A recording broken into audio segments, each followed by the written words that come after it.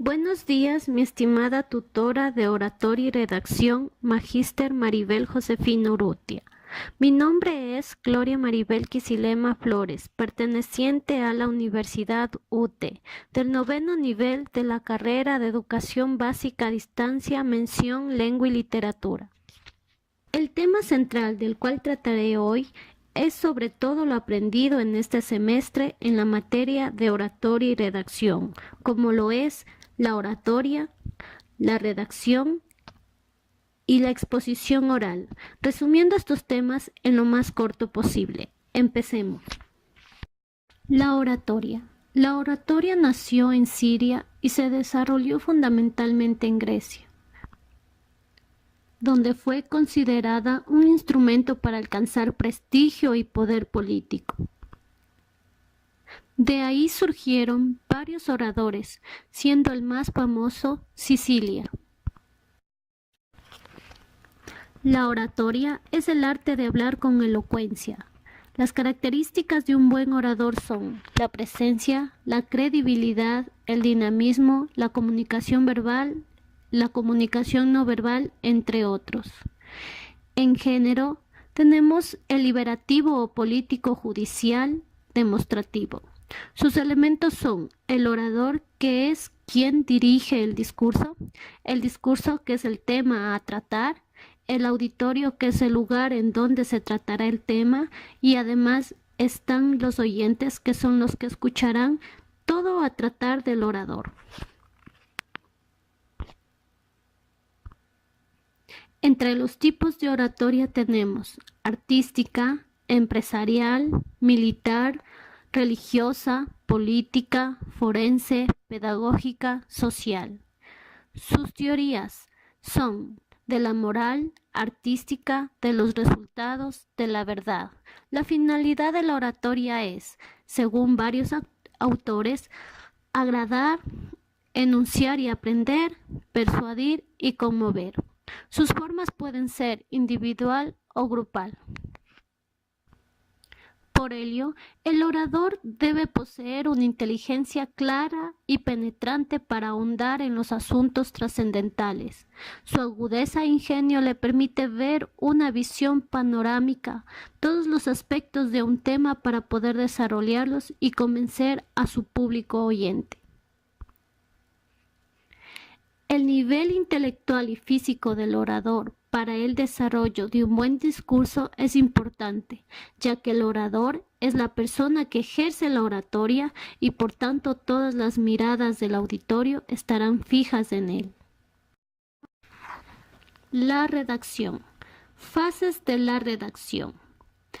Las etapas en el proceso de construcción de ideas y pensamientos constan de principio, medio y fin. En materia de redacción, se divide este proceso en tres fases o momentos. 1. Planeación o preescritura. Se debe subrayar lo más importante, lo que nos llama la atención del material revisado. 2. Escritura o redacción del escrito. Se produce a la redacción del texto. Se debe dar a conocer los pasos de la exposición, como lo son la introducción, el cuerpo, nudo o contenido y las conclusiones. 3. Revisión o posescritura. Como su nombre lo indica, es la revisión final del texto que se elaboró. Parte 2. Características de una buena redacción. La redacción de un texto debe cumplir con algunas condiciones para que logre captar la atención del lector y éste pueda sumergirse en la lectura. Existen muchas recomendaciones para conseguir el objetivo deseado. Algunas de las características más importantes son claridad. Es importante ser claro y transparente en la redacción. Cohesión. Se debe evitar lo superfluo, la verborrea, la redundancia y el titubeo. Cohesión. Se refiere a los mecanismos sintéticos y magnáticos utilizados para la redacción de un texto formando una red compleja de relaciones. Coherencia. La redacción del texto debe estar estructurada de forma que tenga sentido en función de lo que se está desarrollando y de los objetivos que se desea lograr. Corrección. Esta característica consiste en el uso correcto del idioma, respetando las normas para su adecuada escritura. Propiedad. La propiedad persigue que las personas utilicen o expresen justamente lo que desean transmitir. Parte 3.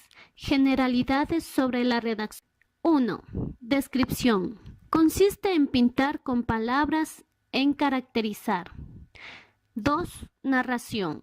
Consiste en decir cómo sucedió algo, en contar, en relatar. 3. Exposición. Consiste en desarrollar una idea o un conjunto de ideas. 4. Argumentación. Se distingue de la exposición porque tiene como objeto básico demostrar, comprobar y convencer. 5. Diálogo. Consiste en reproducir por escrito la conversación, la entrevista, el interrogatorio. 6. Resumen. Consiste en reducir a lo esencial el contenido de un texto. Incorporación de vocablos.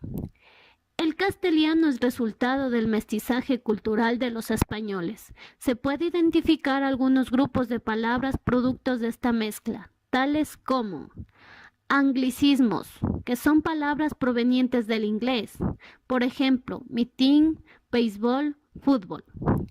Arabismos, palabras provenientes del mozárabe, por ejemplo, azucena, alelí, atalaya. Galicismos son palabras provenientes del francés, por ejemplo, fecha, calle, jardín, duque. Italianismos son palabras provenientes del italiano, por ejemplo, piloto, sotana, escolta.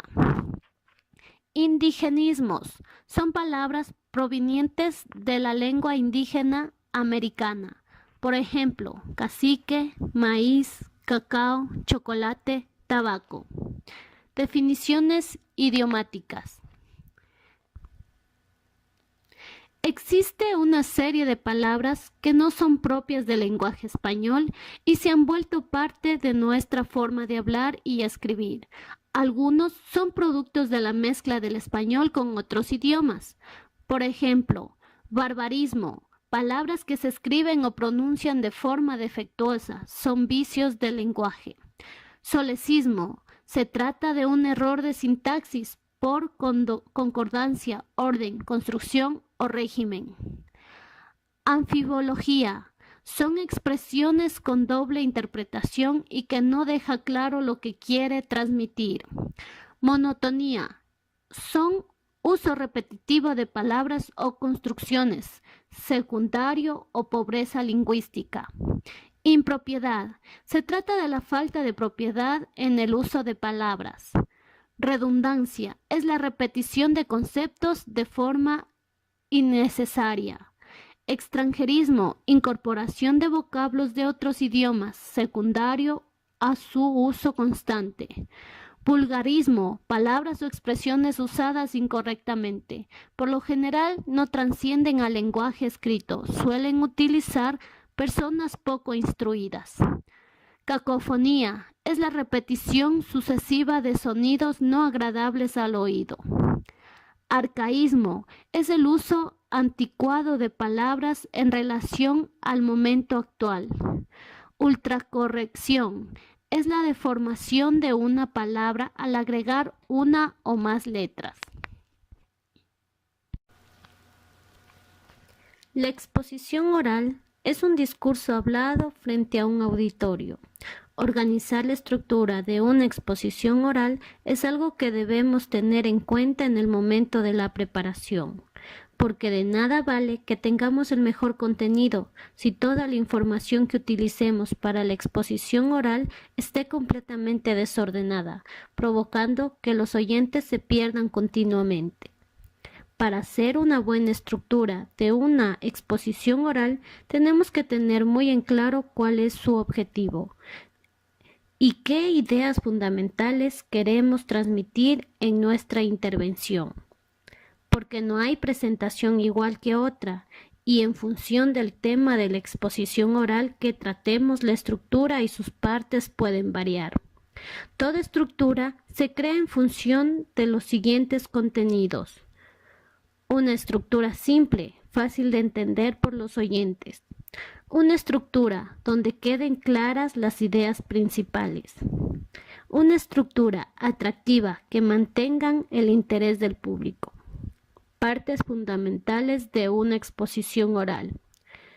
Los interlocutores se basan en las mismas premisas para la estructura de una exposición oral, como lo son la introducción, siempre el inicio, el cuerpo, en donde se va desarrollando todo el discurso, y la conclusión, que es la parte final, en donde emitimos nuestras opiniones e ideas. Muchas gracias. Espero que les haya gustado.